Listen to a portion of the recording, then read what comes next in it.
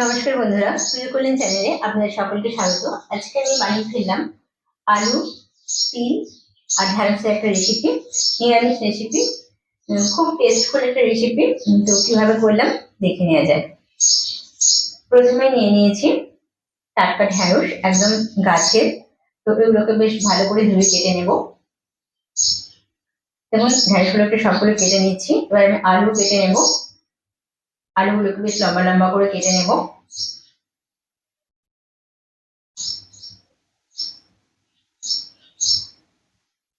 আমার সবগুলো কাটা হয়ে গেল এবং রেডি হয়ে গেছে। এবার আমি ওভেনের মধ্যে কড়া বসিয়ে দেব। কড়ার মধ্যে তেলও দিয়ে দিয়েছি। তো আমি ফোড়ন কিছু দিচ্ছি না, প্রথমে ঢ্যাঁড়সগুলো আমি ভেজে নেবো বেশ ভালোভাবে। অনেকটাই রান্নাটা হচ্ছে। ঢ্যাঁড়সগুলো দেখুন অনেকটা ভাজা ভাজা হয়ে এসছে। তো ঢ্যাঁড়সগুলো তুলে নেবো। ওই তেলের মধ্যে আমি আলুও ভেজে নিচ্ছি। এর মধ্যে দিয়ে দিচ্ছি লবণ। এবার একে একে দিয়ে দেবো লঙ্কা গুঁড়ো, হলুদ গুঁড়ো, জিরে ধনেও দিয়ে দিয়েছি। বেশ ভালোভাবে কষে নিচ্ছি। হালকা জল দিয়ে নেবো একটু। এবার একটু চাপা দিয়ে দেবো।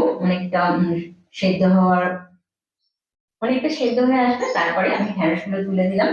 তো দেখুন ফুটে গেছে। এদিকে কিন্তু আমি অন্য পাত্রে তিলটা ভেজে নেব। বেশ অনেকটা তেল দিয়েছি এবং তিলটা বেশ ভালো করে ভেজে নেবো এবং ঝুড়ো ঝুড়ো করে একটু সময় ধরে ভাজতে হবে। তিলের মধ্যে লবণ দিয়ে দিয়েছি, বেশ সময় ধরে ভেজে নেব। দেখুন ভাজাটা অনেকটা ঝুড়ো ঝুড়ো হয়ে আসছে, আর একটু ঝুড়ো ঝুড়ো হবে।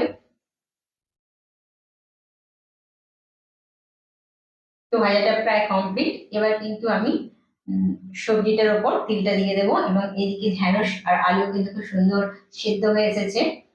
গ্রেভিটা খুব সুন্দর এসেছে। তিলটা দিয়ে দিলাম, আবার বেশ নাড়াচাড়া করে নেবো। আরো 5 মিনিট মতন নাড়াচাড়া করে নিয়ে, যাতে করে তিলগুলো বেশ তরকারিটার মধ্যে মিশে যায় এবং একটু স্মুথ হয়ে যায়। তো রান্নাটা আমার একদম রেডি। এইভাবে কিন্তু তিল দিয়ে ঢ্যাঁড়সের তরকারি খুব সুন্দরভাবে করে।